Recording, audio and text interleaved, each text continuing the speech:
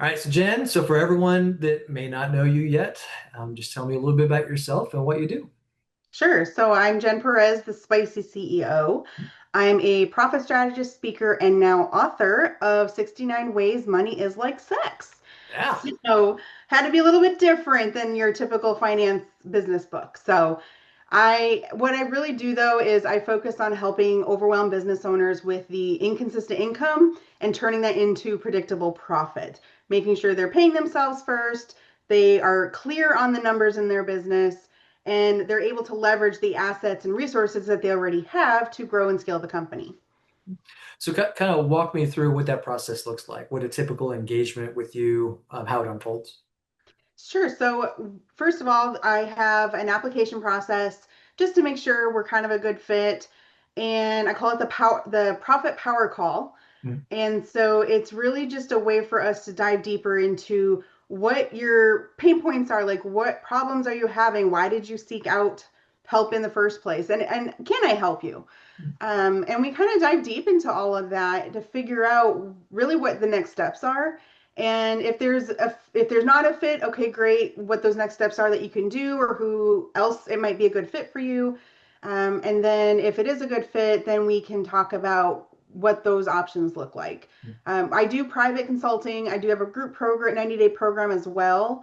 And then I even have another option for those that may not quite be ready, or they're like, just tell me what I need to do and I'll go do it. I very few clients have been able to do that. Normally they come back and be like, okay, yeah, I need more accountability, or I need help with that, or business and life happen and they need, things change. So there have been a few success stories with those that just took it and ran with it, but it's an option for those that just want kind of a one-off type of deal. So So you kind of mentioned it, sometimes a business owner is a fit, sometimes they're not, but there's also like three or four different sizes, right? So how would a business owner know whether or not they might be a fit or which of those programs they would be a better fit for? yeah, so obviously budget, if you're not willing to invest or have the resources to invest. And I do say invest because I will show you the ROI that you get by working with me. If I don't think there's ROI there, I'm going to tell you that. And I'm going to give you some free things to start working on or working towards.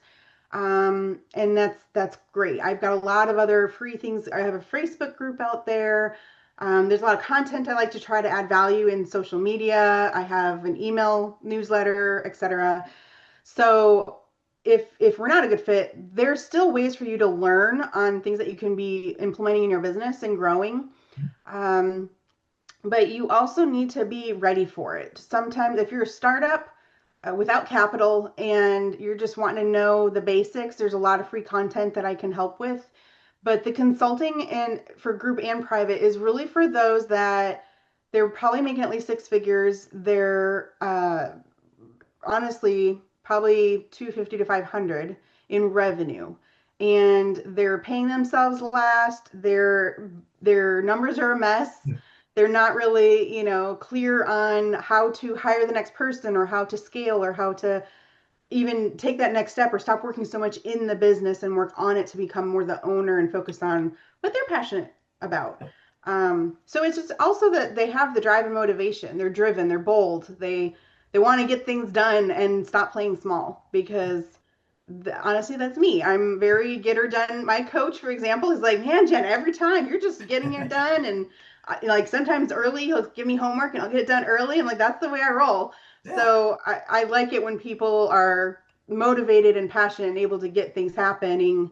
And that's honestly the best people that are going to be able to work with me. Okay. So I think you mentioned those revenue bands of maybe 250,000 to 500,000 in annual revenue. And is it they're trying to double and quadruple that? They're trying to get to that $1 million mark or the $5 million mark, and they're just kind of struggling to get over the hump? Or what are some general characteristics you typically see? Yeah, so it could be that they're a solopreneur, or maybe they have a VA, or maybe they're leveraging some outsourced marketing, for example, but they're not quite sure how to take it to that next level. And they're like, well, with the pricing and the business model that they have, they don't see how that can grow. They also probably are either doing the bookkeeping themselves or don't have aren't tracking their numbers. At least even if they have a bookkeeper and their books are being done consistently, That's great, but are you looking at those numbers and reviewing them every single week and being consistent with that? So, and if you don't have a game plan, if you were just throwing spaghetti at the wall to see if it sticks, you're just, hey, that's a great opportunity. I've got money in the bank. Let's go spend it without a plan in place. Yes, you could have a marketing plan, but you need a financial game plan as well that includes that marketing and includes paying yourself and includes hiring the next person. So if you don't have a strategy on how to manage that money that you're earning, those are honestly my ideal clients, and they want to pay themselves what they deserve, get paid well. They want their business to support their lifestyle, not the other way around. They're here to serve, they want to make a large impact, and they want to give to others so much, but you have got to take care of yourself. So they're kind of at that point where maybe they're almost about to burn out, if not already, and not quite sure how to get over that hump. Right. Um, and I can imagine, especially a business of that size, every dollar counts, right? We're in, every dollar spent on like your service is a dollar that they weren't able to spend on some other services. There are only so many resources to go around. Yep. So, I don't know, what are some approaches that you're able to take to convince them that, hey, I think this is where we need to start. I understand you have these other goals and we'll allocate resources to them when it's appropriate or when that time Mhm. comes. But in the meantime, like first things first, this is, we need to get the books in order before we Right. start blowing the money on parties.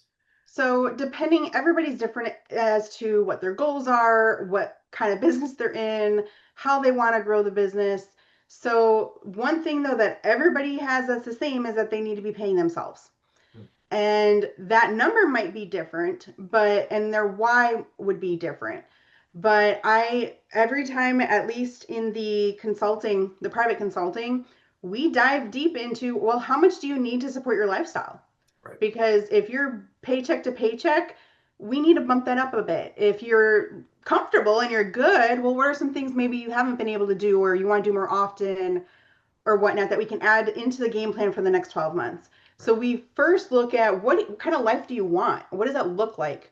That way we can take that information and reverse engineer it into the business, and everything we do in the game plan aligns with that goal.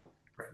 And so if they don't know what that number is, and they're like, hey, I want to make $500,000 or I want to make $1 million. Great. Why? Where'd that number come from? Oh, it's the next level. You have to have strategy behind that. So, Yeah. I can imagine, and you tell me, I mean, I can see how it'd almost be kind of liberating for the business owner to have some clarity around this is what the goals are and this is what the plan is to get there and and work your way backwards from there, as opposed to I have a million different goals and I don't know how I'm going to achieve any of them. right.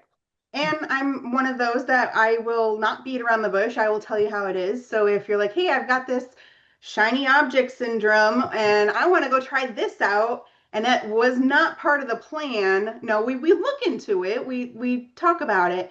But if it's not aligned with your plan and your goals, well, I will let you know. We got to put it on the back burner. Let's visit it next month or whatever. I'm very, I think I do this because so many times I did not have this in some coaches is the accountability, and they might have great ideas and tell me exactly what I need to do, and that's the difference between a coach and a consultant. A consultant tells you what you need to do. A coach gives you different perspectives on how you might go about doing it. Not saying there's not, sometimes there's crossover of both, right? But I wanted to make sure that people knew I'm going to tell you what I know, and I'm going to tell you what you need to do to reach those goals that you set, not, oh, well, let's go and let's try that.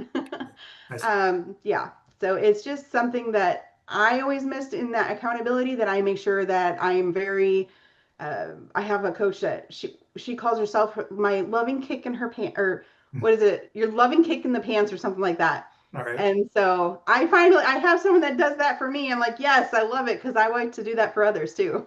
Well, and you always see the same thing wherever about like, all the world-class athletes, they all had coaches, right? It's just the Yeah. importance that, even the people at the very tippy top of their game still have coaches and for whatever reasons, right? Just Yep. to keep them honest on form or technique or accountability or whatever else.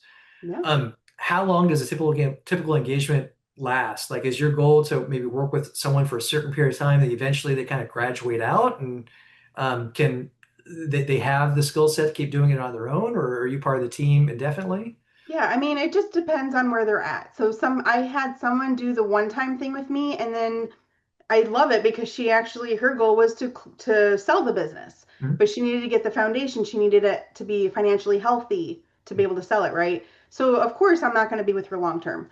But there are times, for example, the group program is 90 days, Okay. and it's really an intent, like very, and it's called the accelerator because we are every week going through things. You're getting fast paced, and in those 90 days, which is 3 months, you're going to have a pretty good idea what a quarter looks like and keep doing that each quarter. On the consulting side, it's month to month with a 3 month minimum because I just, from experience personally, but also with clients, it's you're not going to see necessarily results overnight. It takes time to implement some changes or to start tracking things.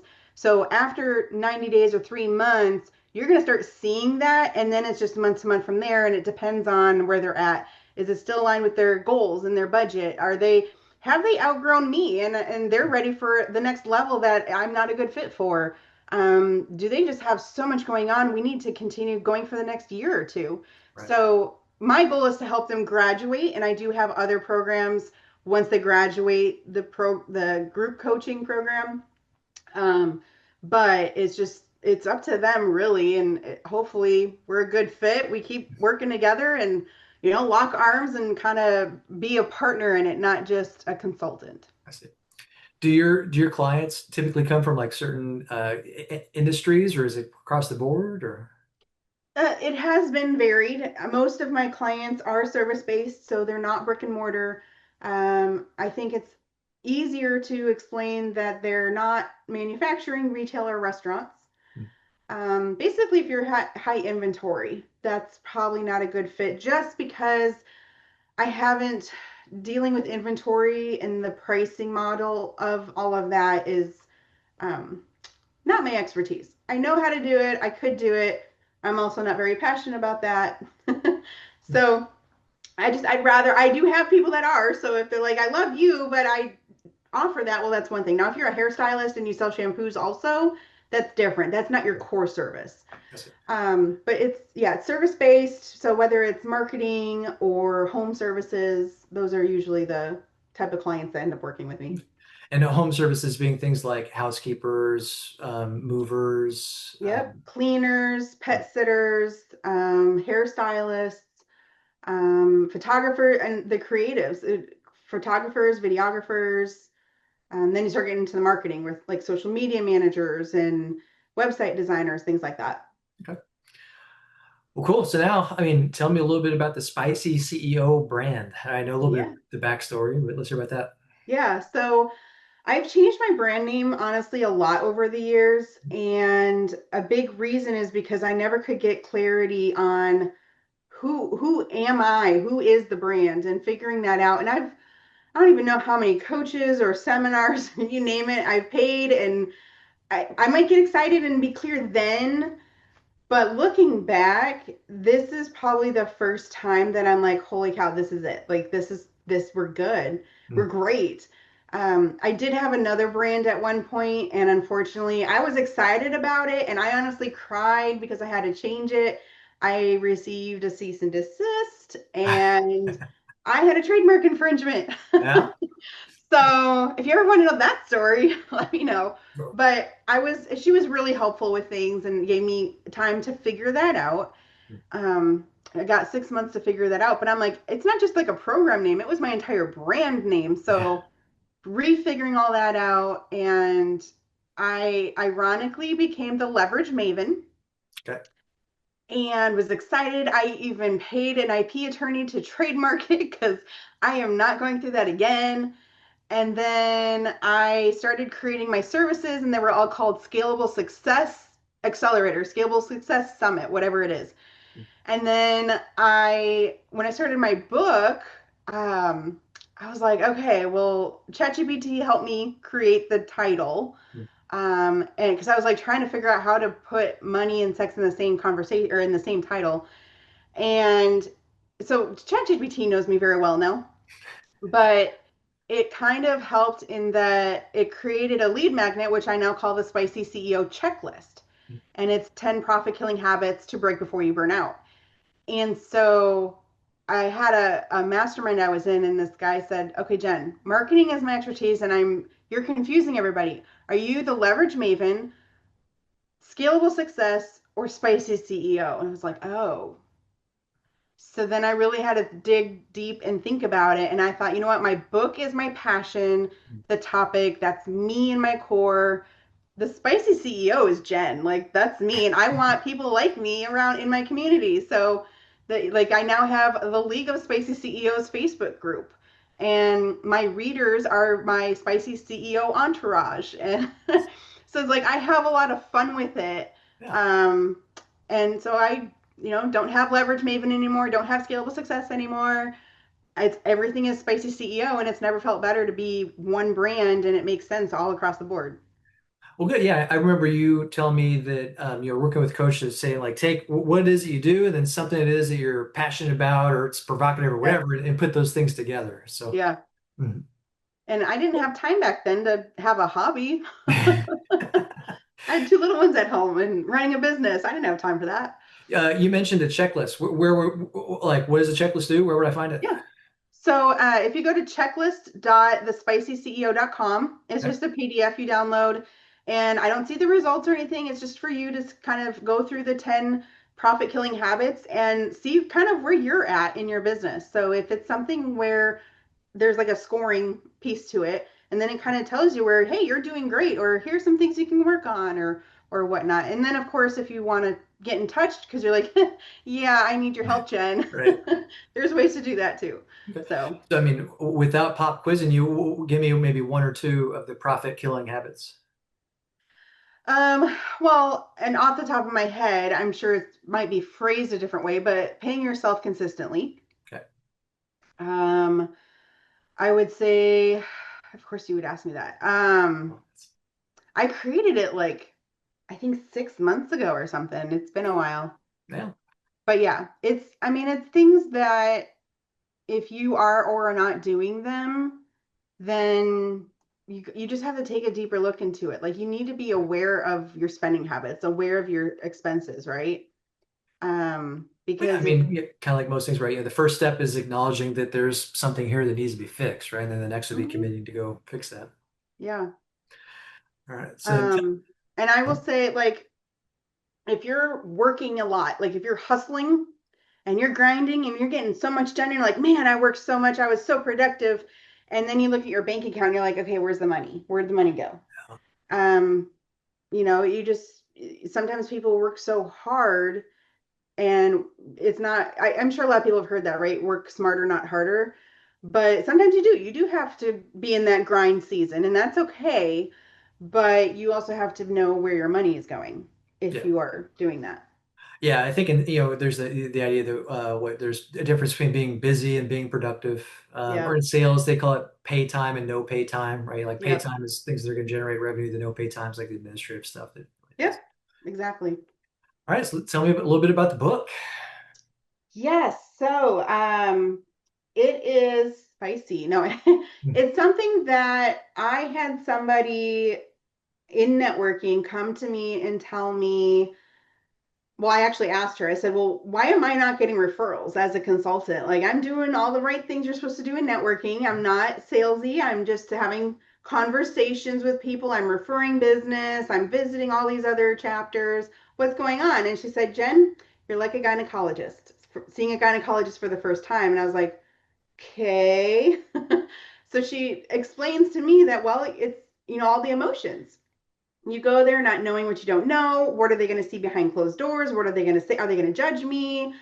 Oh my gosh, what's going on? Right? It's the same kind of emotions when I get to see the numbers and I get to see how much you're making or not. I get to see, have you been telling people you're making $1 million and you're making 250, or you know what I mean? And that's okay. I'm not saying you need to lie to people, but you do need to be open to people, to your advisor, your board of advisors, to your coaches, and you need to be in your partners. You need to be transparent because if, for example, I'm helping you with a game plan, and then you decide 2 months later, oh, by the way, we're a little bit behind on our sales tax because it wasn't even in the books for me to see that that was a thing.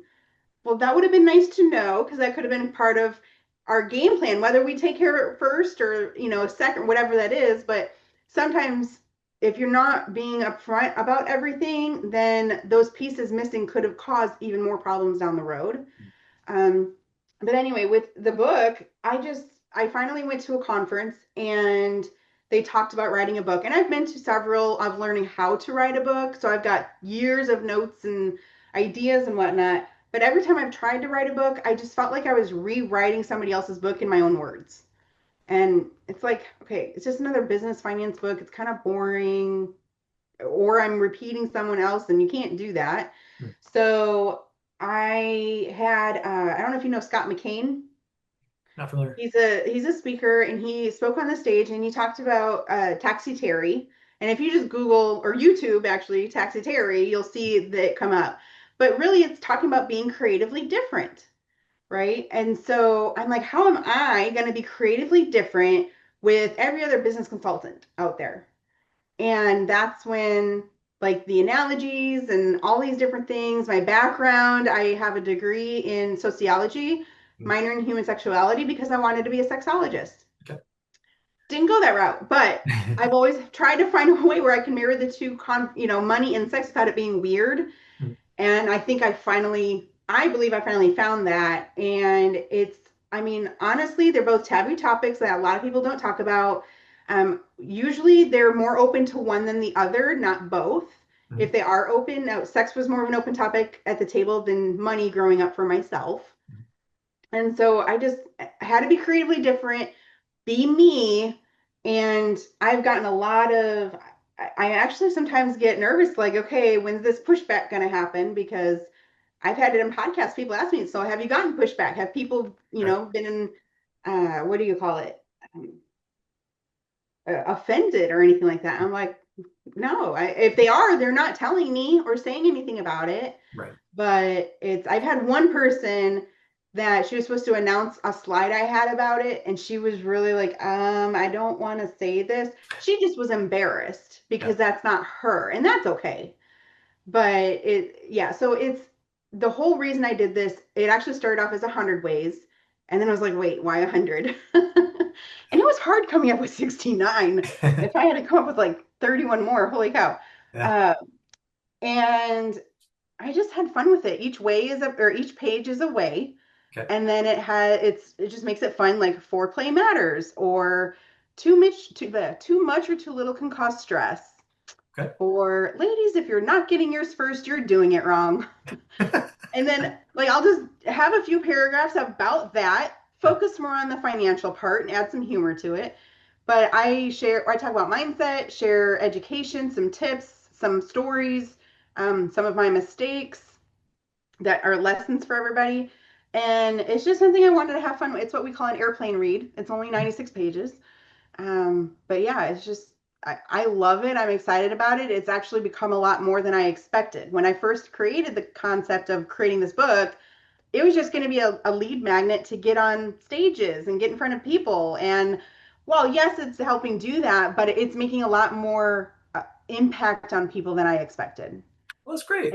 And people are more open to talking about it publicly as well once I start that conversation. I mean, do you have some examples of like those positive impacts or some of the stories that have come back? Yeah, so I do talk about the trademark infringement in there. Mm. Another one some of them are just life. So when I had my son was my firstborn was 1 year, 1.5, I think. And I went to visit my mom, and I was just working on the computer on the couch on my laptop. And I basically neglected my son. I just ignored him because I was working. Mm. And later on, my mom pointed it out to me, and I cried because I was like, I didn't think about it in that way. He's one, he doesn't know any better. Right. When I could have taken 30 seconds to say hi, give him a hug, see what he wanted, and he probably would have gone on his merry way. Right.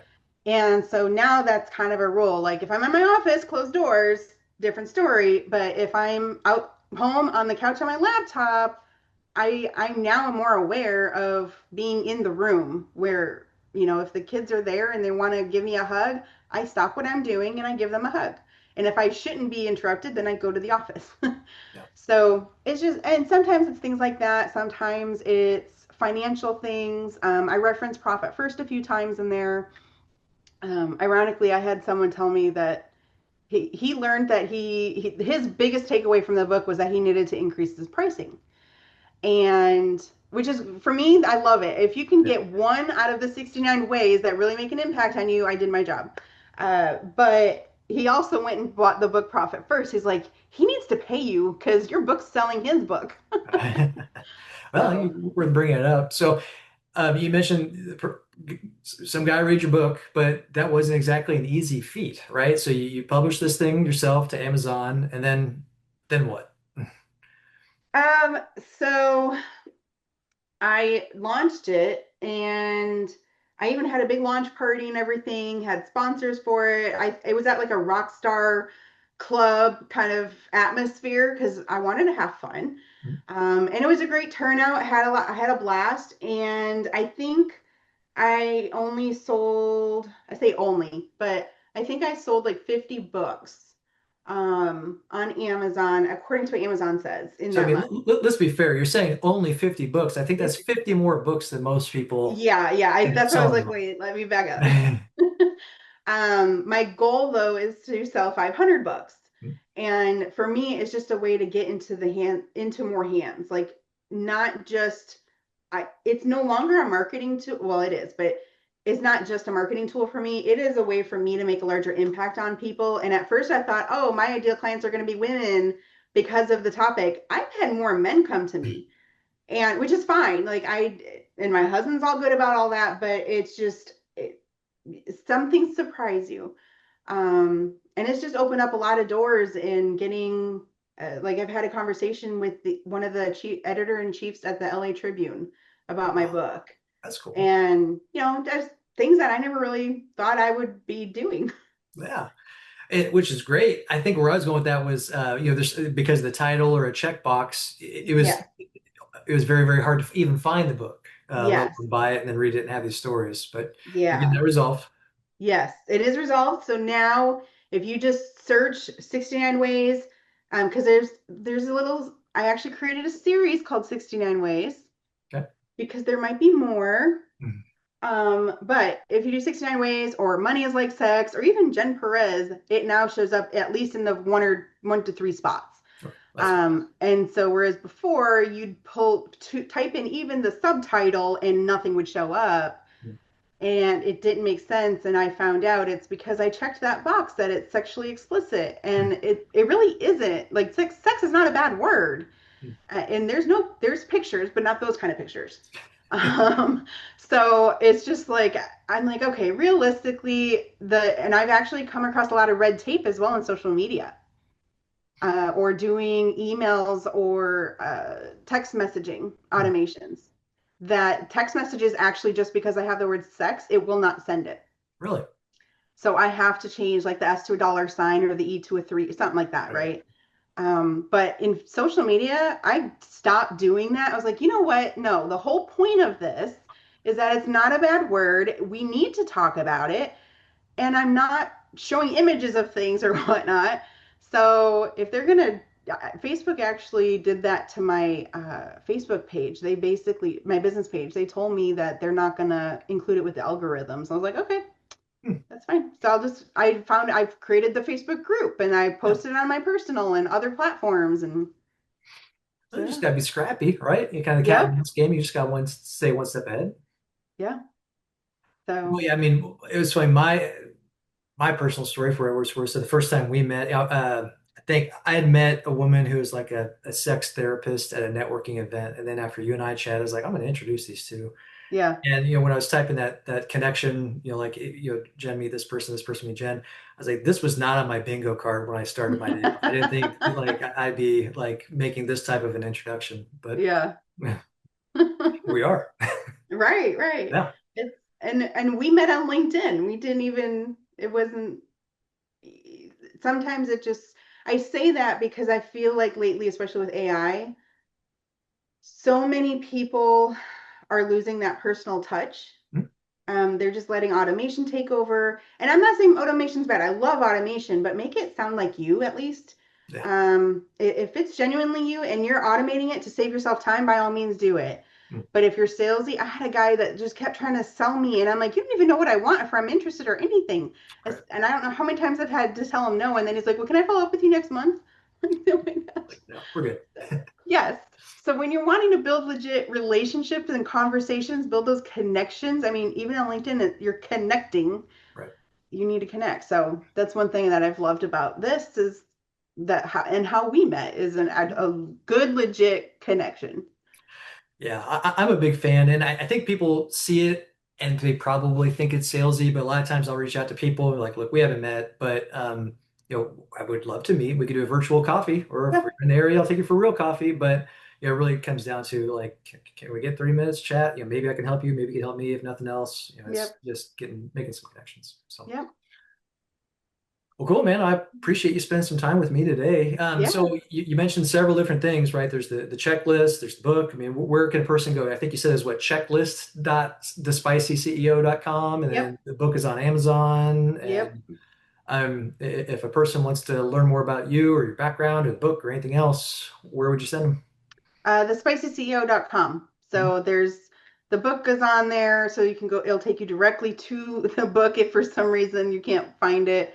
The this my whole story is on there too.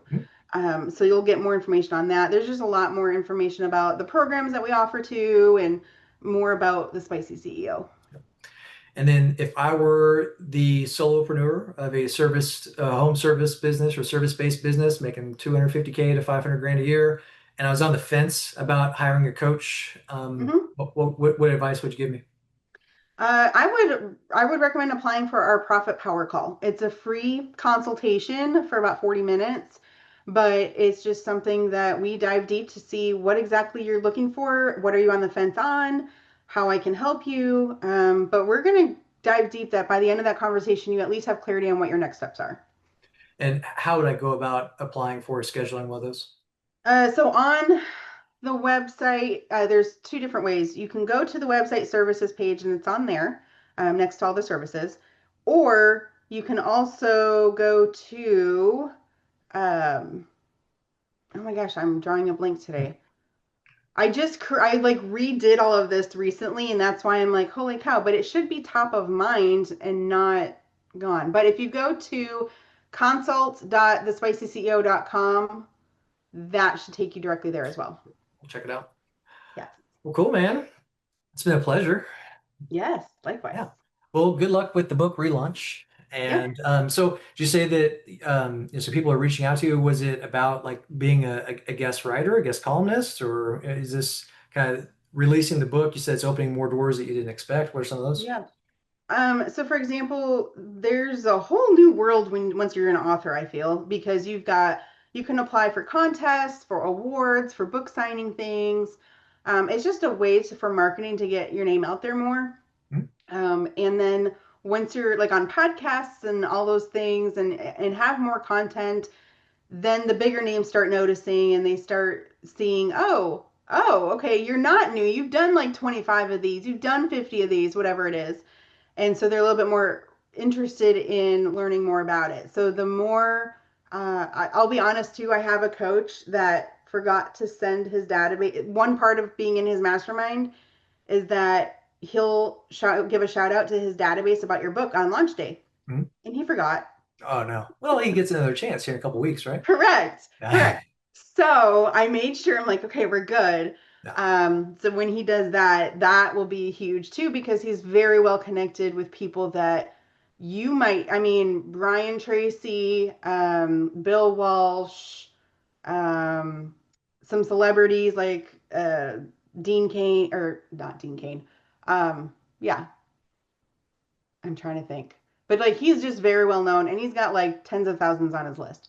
So for me it's just getting in the room and I honestly wouldn't mind if I got on like the Today Show or Oprah. Holy cow, that would be amazing. Yeah. That's probably my ultimate. If I get on the Oprah show for this book, I'm good. You made it. All right. Yep. Well, I'll do whatever I can. I think it's probably not much, right? But I'll Well, help this out. content helps too. Yeah. So I appreciate you wanting to share more about, having these good conversations, of course. Mm. but being able to share it in the way that you're doing it is not, it's unique as well. And it's not something that people do often. So, I don't know. Well, hope it's interesting. We'll see. yeah.